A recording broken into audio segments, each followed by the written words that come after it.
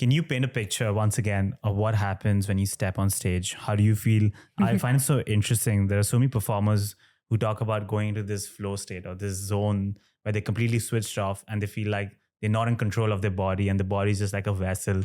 There are other performers who are on the other end of the spectrum who say that they're hyper alert, like they're completely in tune with every single thing and they can see and sense everything. Do any of these categories sound familiar to you? Do you resonate with any of them, or do you have a sweet spot somewhere in the middle? I would say I fall in the middle. Okay. I had a professor at Penn State, Wendell Franklin. He was one of my acting professors who said, of 8 shows a week, you'd be lucky if 3 of those 8 shows you are truly dropped in. Dropped in meaning like you are in the moment. You were in that Zen flow state where you're just like, you are the character and it just happens. And you're living in that moment in that real time. But there are other moments. 6 is a unique example where we break the 4th wall the entire show. So the audience is a character in itself. When you see it, we're talking directly to them. We are advocating for ourselves as characters to them to try and win this competition that we've set up. And so that makes it a little bit different in that you can't necessarily take away the fact that you are living in modern day times talking to an audience that's right here because they are living in 2024 real time right now.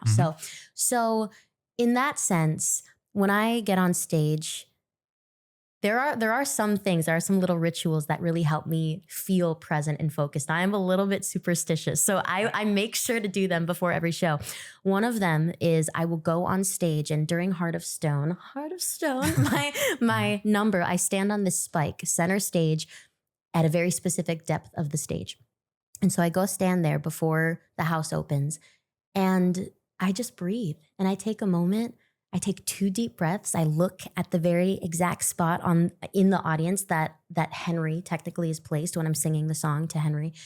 And sometimes I'm channeling a very specific energy or word in that moment. I say word because that'll take me to the next ritual that I have. But other times, maybe I even say a prayer. There's a thing that I love to do. I used to wear this angel pin. When my grandpa passed away when I was 11 years old, my mom gifted me this angel pin that I would wear on like a bra strap or something like that, or even on my person at the time on my shirt. And the angel was a princess angel because my Lola would always call me his princess. I was the only granddaughter, so I had that princess treatment for sure.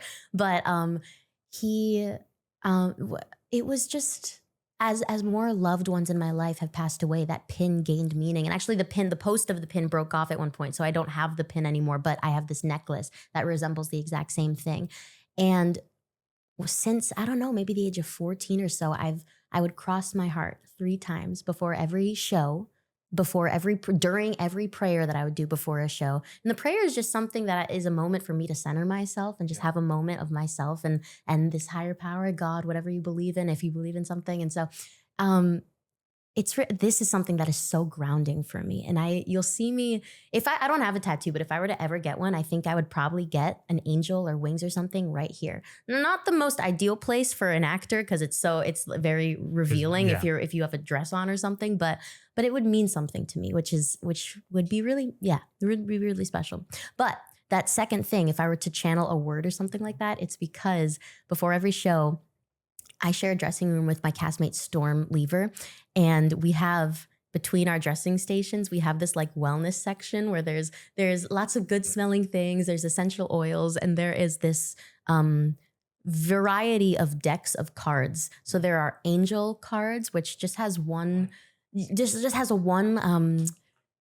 word on it, things like inspiration, celebration, joy, discernment, things like that. Yeah.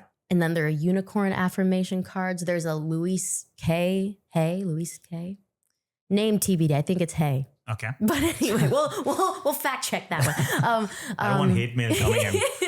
But long story short, I pull cards and I take the time to sense them as though I'm charging the cards. So if I were to pick a Lego block here, this left side is calling to me, and it's specifically this one. Ooh, what do you know? It's a very tiny one. I don't know why.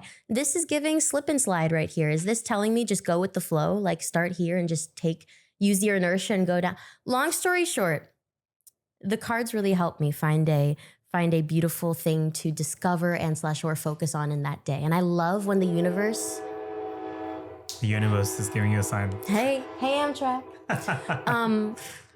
I love when the universe gives me a card that is so in line with actually how I'm feeling that day, or is encouraging me to like get my act together. Yeah. Like, let's say I'm in an unfortunate mood, and the word that is chosen ends up being like joy. Mm-hmm. It's like, Jazz, remember what you have. Be grateful for what you have. In those days where it feels a little bit more like work, remind yourself, like, you are living your dream. 6-year-old Jasmine, she would cry if she knew that you were doing what you're doing right now. She would be so happy. So yeah, little things like that.